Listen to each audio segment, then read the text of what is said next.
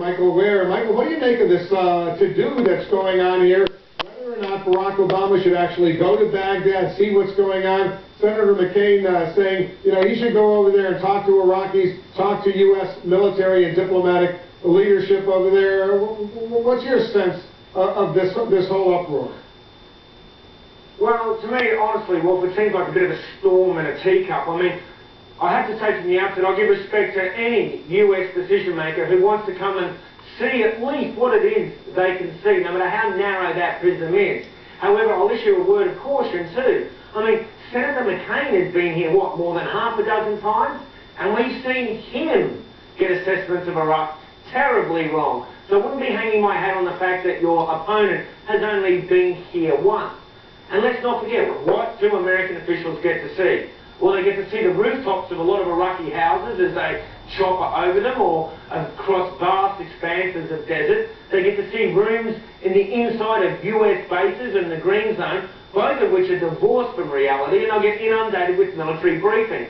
Now, in these briefings in the past, officials have been told the insurgency was in its death throes, there was no civil war, that Iranian influence wasn't that big a problem, that Al-Qaeda had been defeated. I mean, you really aren't going to get much of a real picture. It's almost by definition impossible. And General Petraeus, the commander of the war here, doesn't pull any punches. So you almost could gain as much from having a private chat with him when he was last on Capitol Hill.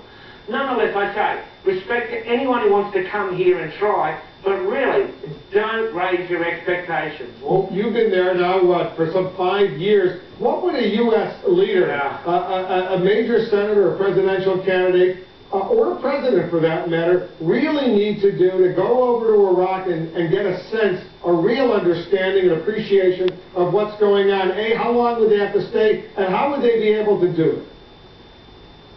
Well, obviously that's going to be very, very difficult. And I guess in many ways they've got to rely on their deputies and lieutenants, because any answer you get is not going to be one without a filter. They're going to be shaped in one way or another.